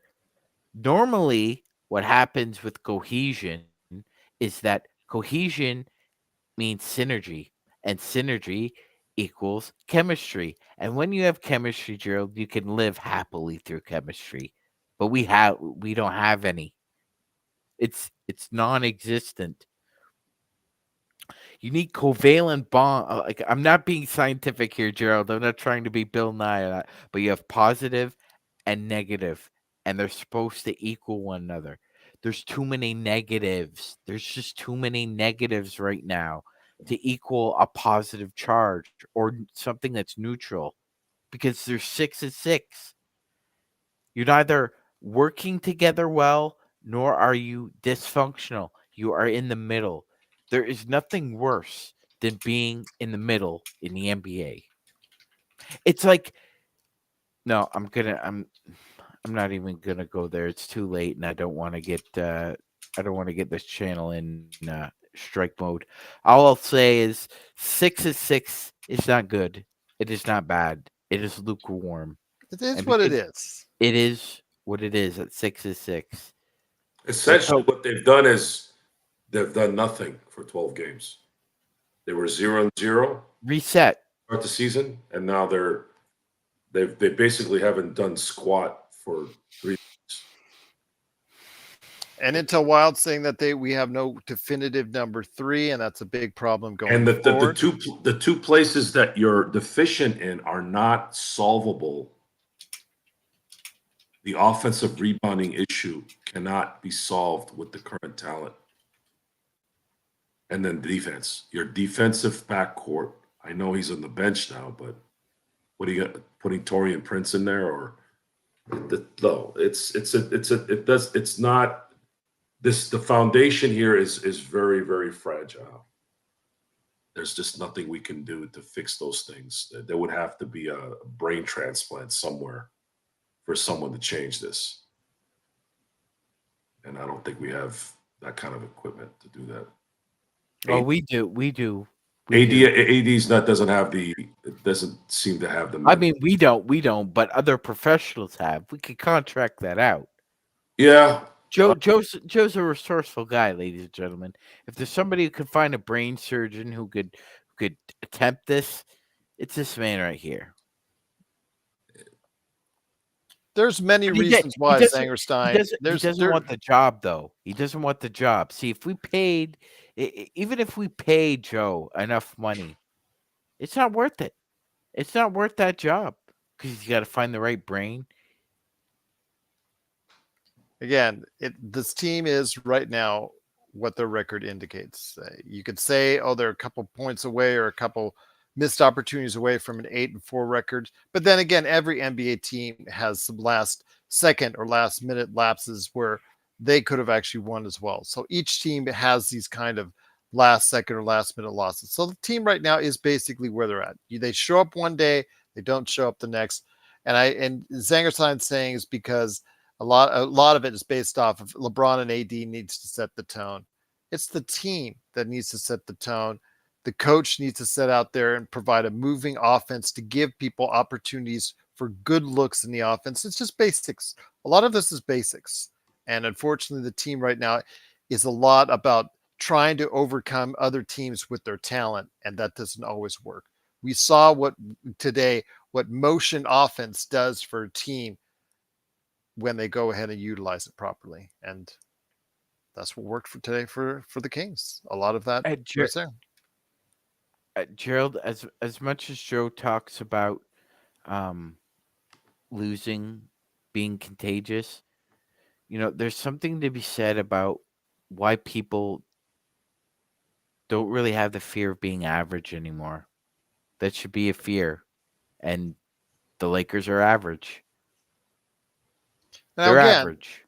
If they win the 3 next very winnable games, we're talking 9-6, and everybody's feeling better about themselves. It's when they go out and start playing some really good teams. That's what I want to see going forward.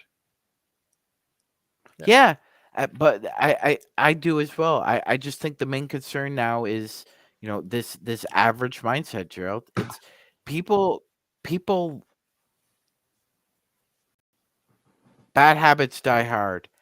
And people are prone to thinking in terms of what's most convenient. And when it comes to being average, unfortunately, that's contagious too. People love other people who are average because it makes them feel comfortable. And I think that's the problem right now, essentially.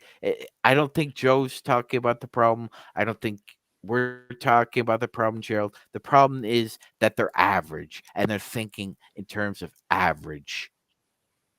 And comfort is the enemy of progress. It always is, and it always will be. You're also asking the Lakers to go to Portland on Friday and win in Portland, which is always an issue there, no matter how good they were or how bad they are. You lose in Portland. In this scenario, it's worse. If you had beaten the Kings and went on a 4-game losing streak and you lose to Portland in Portland, you're sitting there as a Laker fan, a longtime Laker fan, going, God, why can't we win in Portland instead of these guys played like crap? But now they lose in Portland. Now they're back below 500 and waiting for Houston on Sunday. Apparently, Houston's now playing well. And do they smack the Lakers around on Sunday? There's a possibility. So this whole 9-6 record, the next 3 games, you guys, If you're still not, they're not listening. they're not listening, no. No one is listening. You still are on your high positivity horse. Fine, but don't get angry when we're not with you, is what we're asking. They've no reason for us to be optimistic about a 9-6 record. We did for a second think 10-5, right? Hey man, these guys go on a little winning streak at home. Is that too much to ask? And playing a bad Portland team, even in Portland, is that too much to ask for a LeBron James AD team that was playing well? Looked like they had a lot of energy last night.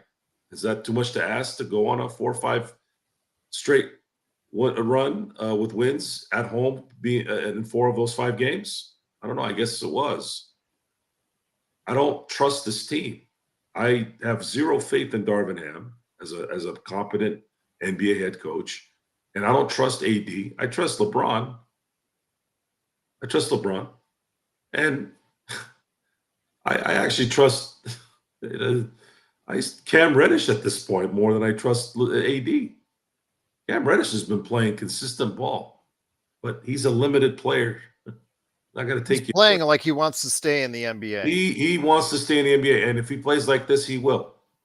He will go somewhere next year, probably fall back on his habits from the past if he goes to a bad team, where in this situation, he doesn't have the pressure of living up to his draft selection at this point. He's got LeBron and good amount of talent there to work off of. But that's not going to win us a championship. We're not here to be babysitters with this stuff. We need players that are going to contribute to winning a championship. And Rui Hachimura, you give him this guy $17 million to sit on the bench.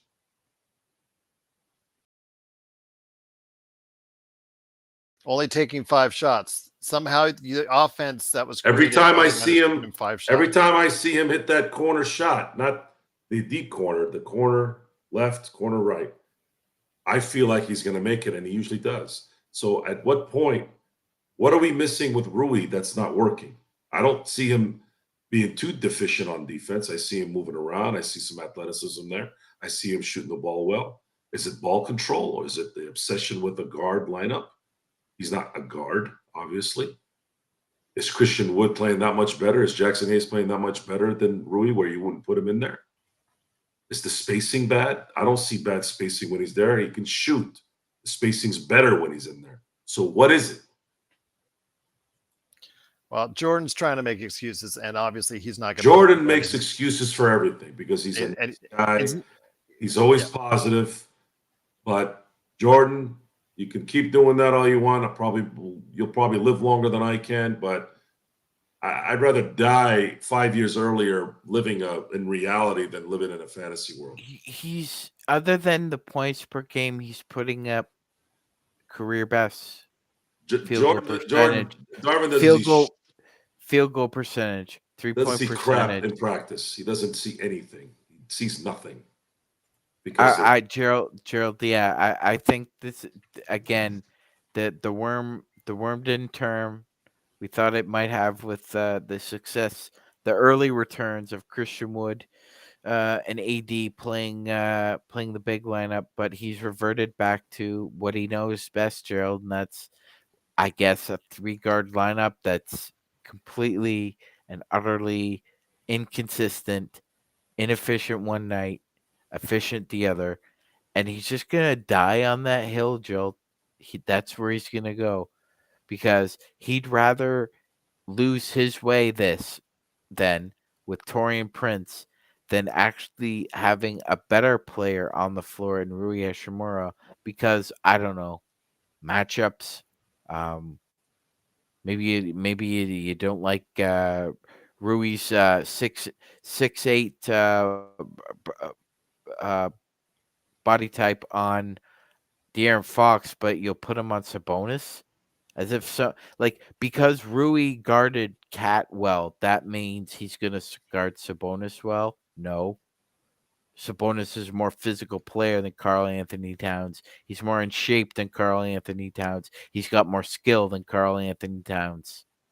But it just comes to the point where Magic, the eternal optimists, the Laker Toms, the Rudells, the Jordans, no matter how much realism you throw at them, they're seeing things in an alternate universe. And if that's the way they see it, more power to them, because, you're seeing things how you want to see it. But your thing is, when you try to justify that the 6-6 record is okay, and that they're playing so much better than they are this time last season, and that this is the same team that got to the Western Conference Finals, or that the reason why the Lakers are going to do well is simply because they got to the Western Conference Finals last year.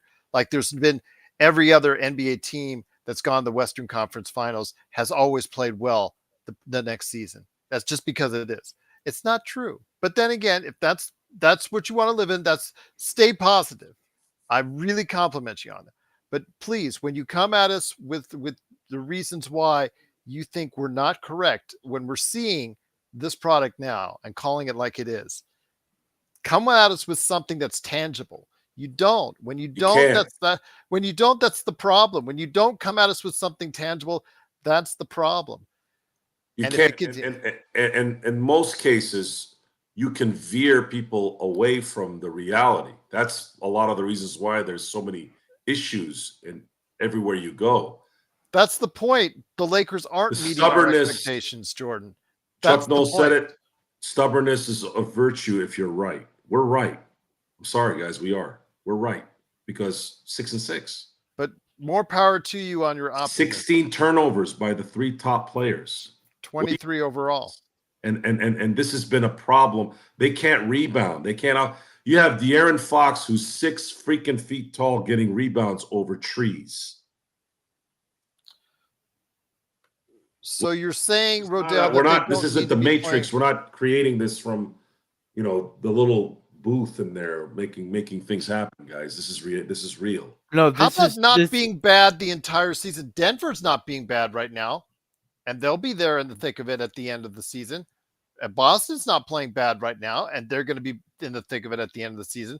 How about not being bad throughout the entire season instead of just putting this on this continual uphill climb that you have to do? Do you really think the Lakers can do that twice in a row, where they have to go ahead and be from so far back in order to get where they need to go again, with LeBron a year older, with AD liable to go ahead and have another hip spasm at any time? Is that continuously what you guys want? Okay, there you go. Enjoy your ride. We'll be here for it. And I hope you're right. I hope you're right. I hope we're all wrong. I hope we're wrong again, and that the Lakers will magically get to the Western Conference Finals or further this year. But again, they don't have a Russell Westbrook that you can literally trade for 3 quality players at that time that can give you that kind of output, who are not all getting it done consistently this year. In the case of one, he's injured. So it's different. It's a different story this year. There's different contexts. There's different contracts. There's different values. You can't wipe it all away and magically get what you want in the same way that you could like last year. So it's a little bit harder for us to go ahead and climb that mountain if the Lakers continue to play inconsistently like this. But okay, again, I enjoy the fact the optimism's there. Appreciate it, because Laker fans, just like every other sports fans, Magic fan and Joe, there are a set of fans who will just, I'll say it now. I'll drop it. The shit don't stink. And it's just, there's a portion of the fan base for every sports team that does that. Doesn't matter how bad it gets, it doesn't stink. So if that's the case, more power to you. I just see things how I'm a realist. That's who I am. That's always been. That's what I see. If I see they're a 6-6 team, if I see they're playing like a 6-6 team, then they are a 6-6 team. And that's what they are. Now, hopefully it'll change. I'm hopeful, and we'll see. And we'll keep calling it here each and every day. We appreciate you coming back every day. Whether you call us out on LakersFastBreak@yahoo.com every day like Rodell does, or you do it here in the best Lakers chat room that's out there. We appreciate you, Lisa, coming back, telling us we're wrong each and every day. And there you go. Sean, Joe, any last thoughts before we went on out? You even got me dropping an S-bomb. not a rant per se. I'm kind of relaxed. I'm still full off the lobster buffet I had at the Palms, but yeah, it is what it is, my friend. We'll be here tomorrow. Gerald, Glutton for punishment that we are. There are 4 kinds of delusions, Gerald. There's bizarre delusions, non-bizarre delusions, mood congruent delusions, and non-mood congruent delusions. Right now, if you're a Lakers fan and you think that everything is just peachy keen or it's just ready to turn around, I have news for you. That's a non-bizarre delusion. It's not bizarre yet, Gerald, but it's non-bizarre because at this point in time, there's absolutely zero evidence that they're getting ready to sprout and pop, Gerald. I don't think this team is in the bloom yet, and I certainly hope it's not for a while because there's a lot of work that needs to be done. Absolutely. There is a lot of work that needs to be done, and I hope it gets done. And, a lot of it may come from back when Vando comes back from injury, whenever that is, or Gabe Vincent comes back from injury, and we'll see.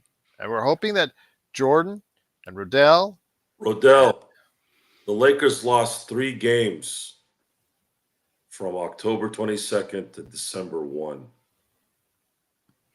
in 2020 championship season. They lost 3 games that month and a half, month and a week. Yep. They were winning games a lot. They had a 10-game winning streak during that 5-week period, and they had a 7-game winning streak. They had 3 different winning streaks of 7 or more. Oh, and they also opened December with they didn't lose in December they lost December 1 against Dallas. But Rodell was saying nobody was thinking they were a championship team. Flashback to Magic Man was here at around that time. Hold on a second. 4 years. Flashback 4 years. No. That's not true. I've got it on record. You can go check out Facebook and YouTube. No, when a team wins, or Apple Podcasts or Spotify. Clip. The one thing that I noticed about that team is they were winning the games they were supposed to win that year. They were losing to the good teams, but they were competitive in those games. But then it switched. It changed in February and beyond until COVID stopped the season. The Lakers were a championship contender. The only time it got bad, Joe, was those regular season games in the bubble where they absolutely looked terrible in those games. Everybody was down on them. That's the ticket. But I still call them out as championship level team. In fact, a champion team. I went on several shows during that time, and I went on this show and interviewed a lot of people during that COVID era when they were ready to go in the bubble. And I still predicted the Lakers would win the finals, and they did. So, yeah, don't say it. Just don't change history. Please don't change history. Check out our archives. It's all right there. And I'll leave it at that. But once again, it is the Lakers Fast Break. We're going to go ahead and get out here tonight, but we do appreciate everybody staying with us. Good crowd staying with us tonight. I love the back and forth with Rodell and also Jordan. I wish you guys all the best. As continued appreciation for you guys stopping by. Z as well. Great to have you here also as well. I know that the fact that Darvin Ham's rotations still drive you nuts, and I'm sorry for that fact. It doesn't seem that he will ever make you happy, and I apologize for that, but we will keep at it. And, Rodell. But that's why they got this thing called The Cloud. You can go ahead and listen to us and catch our thoughts, from that era. Like early Laker Tom, when he was shouting at me all the time and saying I was stupid, and Magic Man. Shut up, Gerald. Yes, Magic Man not getting 5 words in edgewise, but he was really quiet at that time. Not the Magic Man you had now. Jamie Sweet. Well, Jamie was kind of Jamie. Yeah, he was still Jamie at that time. He was pissing everybody off, and as far as his thoughts on Kobe, yeah, there you go. Absolutely. So, yeah, go ahead and check that out in the archives. There's actually some really fun listens to at that time. So, just starting out with that show. So it was really good. But it is the Lakers Fast Break. We will have another show tomorrow talking about the Lakers. You can tee off on us then as well. And we'll be here to take the brunt of it as always. But Glad to see you, and glad to hear from you again. Lakers Fast Well, Break at Gerald, yahoo.com. it just got done. I mean, we need to put something together for the audience about the best of Joe rants from 22, 23, Oh because my I think gosh. that the two at the top of the list would be the Houston Rocket game where both AD and LeBron That was sat, yeah. and the Indiana Pacers game where he just pretty much almost blew a gasket. I'll put that on a membership plan. How about that? If you guys are going to go ahead and want to invest in that, I'll take the time and effort to You go know ahead and what? do that. I'd like to point something out. This man is flossing his teeth in front of us. You know what? Don't do that. Don't ever do that in public. I had the buffet and you're doing it. So I'll say that at least. But once again, it is the Go to the Lakers. bathroom. Flossing. Go to the Flossing. bathroom. Go to Matt, the what's going on? Go to the bathroom and do that. You No. don't sit in a table. Hold on, Oh. hold on, hold on.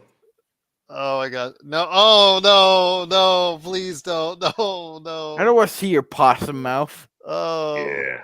I was worried about where he was trying to floss that when he went down. Oh! Once again, it is the Lakers Fast Break. It is Joe Sorrell from What would I floss? My ass? I would know. I would know, Joe. Like, where have you done that? No. Oh, really? Magic Man Sean Grice, Gerald Glasser, thanks so much for watching, listening. Do truly appreciate you joining us for the entire 2 hours. Wow, what a great crowd. They've stayed with us throughout. So more props to you on a night where I think you needed to be as cheered up as we did. You look, if you are more optimistic than we are, I'm going to compliment you on it.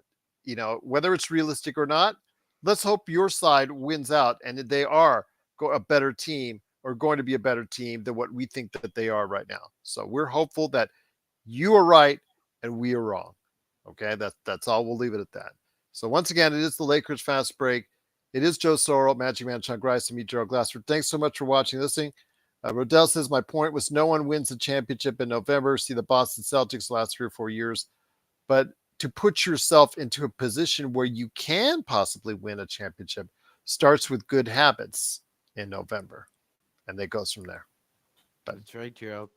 It is the Lakers Fast Break. We truly appreciate you joining us. We'll be back tomorrow for more great conversation. You can chew us out then all you want, but we're glad we're here for you. Like we are here, glad that you're here as well. So we're thankful and blessed that you're here. No matter if you chew us out or not, we'll be back for more to talk about the Lakers and the NBA. We haven't talked about the NBA much, Magic Man and Joe. Let's go ahead and cover some more of that tomorrow on tomorrow's show as well.